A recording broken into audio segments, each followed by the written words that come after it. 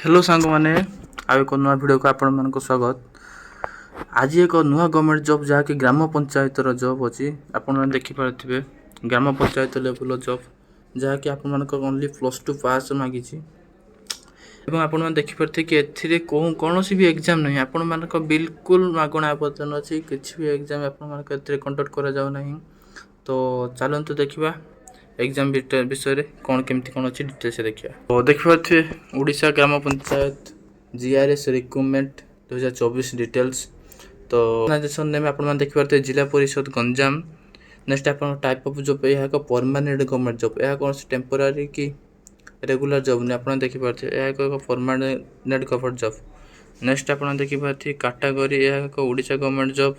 Application mode आप offline अच्छी तो आपण मानक पोस्ट ऑफिस माध्यम अप्लाई करिया पड़ो स्पीड पोस्ट माध्यम रजिस्टर करिया पड़ो को मैंने अप्लाई करें आपण मैंने देखिपारे कि सब ओडिशार उभय ओडिशार पुरुष व महिला समस्त ही जॉब टी अप्लाई करेंगे। प्लेस ऑफ पोस्टिंग नेक्स्ट आप देखिपारे कि ओडिशा अच्छी आप place of posting last test आप देखिए 21/9/2024। तो जेंडर आप देखिपारे कि बोथ मेल एंड फीमेल उभय महिला उभय बयसर लोक मैंने अप्लाई करेंगे।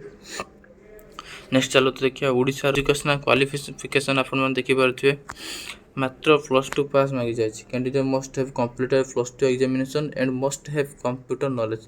आपण मैंने देखिए कंप्यूटर सर्टिफिकेट आवश्यक ना मात्र कंप्यूटर नॉलेज आवश्यक अच्छी बेसिक नॉलेज जहाँकि प्राय समस्त को जड़ा अच्छी।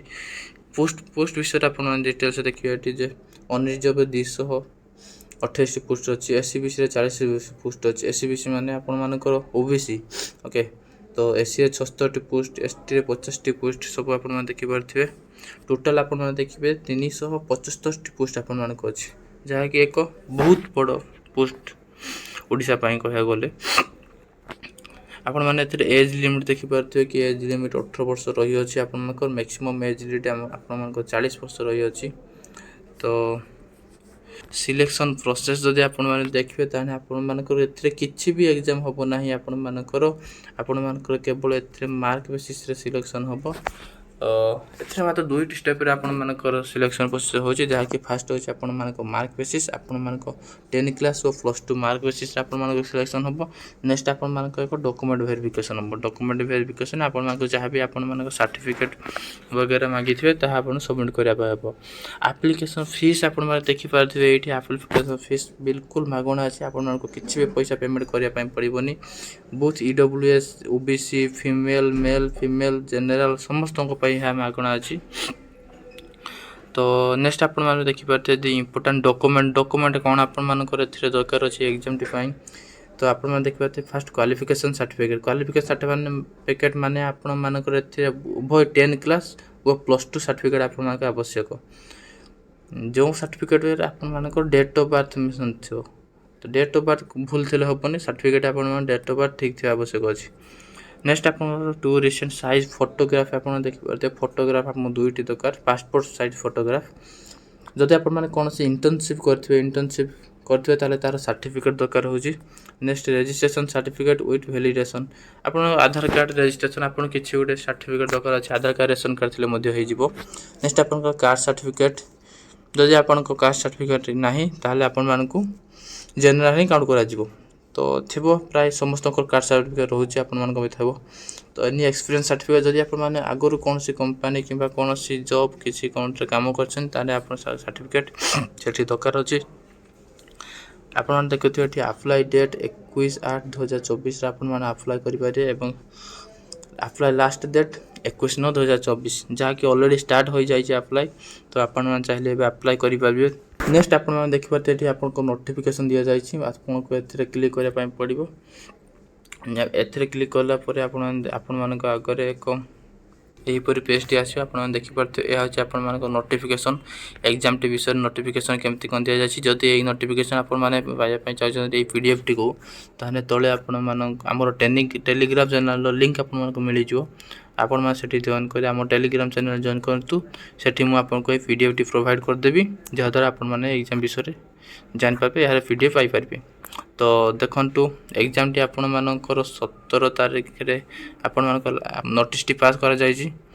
तो देखिपारे सब जहाँ भी कहली से सब ये लिखा जाइए। इवेंट्स सबमिशन स्टार्ट आप देखते 21/8 ରୁ 21/9 पर्यंत ये सब पोस्ट विषय आप जहाँकि कही सारी पोस्ट विषय कौटी के पोस्ट अच्छे टोटाल के पोस्ट अच्छी EWS पोस्ट के अच्छी अनरिजर्व के पोस्ट अच्छी सब आप देखिपारे। नेक्स्ट आप देखिए जदि आपर एजुकेशनल क्वालिफिकेशन प्लस टू पास आपण मैंने जहाँकि कही सारी कंप्यूटर नॉलेज कंप्यूटर कौन कौन नॉलेज दरकार अच्छे से सब आपने चाहिए ये पढ़ी पारे आपने कंप्यूटर केमी कौन सब नॉलेज दरकार अच्छी। नेक्स्ट आम देखा आप एज लिमिट आप 18 ରୁ 40 वर्ष आप एज लिमिट आपंकर 18 वर्ष ରୁ 40 वर्ष देखिपारे। नेक्स्ट कौन कौन सर्टिफिकेट सब दरकार अच्छी ये अलग डॉक्यूमेंट सब दरकार लिखा जाए जहाँकि मुझे अलरेडी कही सारी। तो ये लास्ट आपण मानकर आसला फॉर्म जहाँ को आपन को पूरण कर सबमिट कर आपन को पोस्टाल सबमिट कर अच्छी।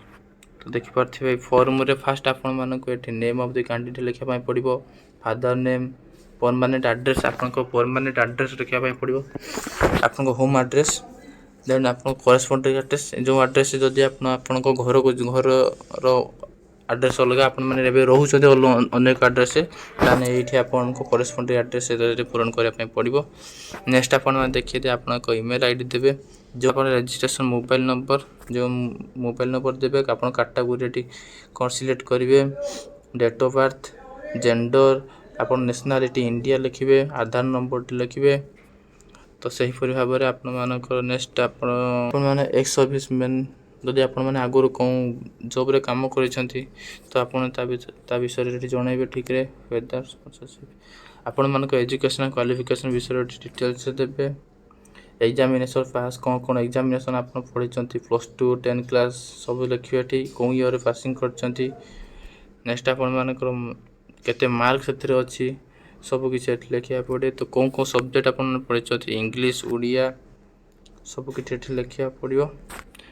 नेक्स्ट आप देखिपारे डिक्लेरेशन ये आपंकर प्लेस लिखिए आप कौन डेट जो डेट्रे अप्लाई कर जो डेट्रे सबमिट करेंगे से डेट लिखिए ये आप सिग्नेचर ये लगा पड़ो बास एति ही थिला। तो देखिपारे ये लास्ट फॉर्म टी को आप फिलअप कर आपणकर निकटस्थ पोस्टाल सबमिट करने पड़ो। तो यह आजिकर नोटिस। तो जब टी आपको इनफॉर्मेटिव लगी वीडियो को लाइक कर चैनल को सब्सक्राइब करदे। ठीक अच्छे रोची देखा आउ एक वीडियो। जय जगन्नाथ।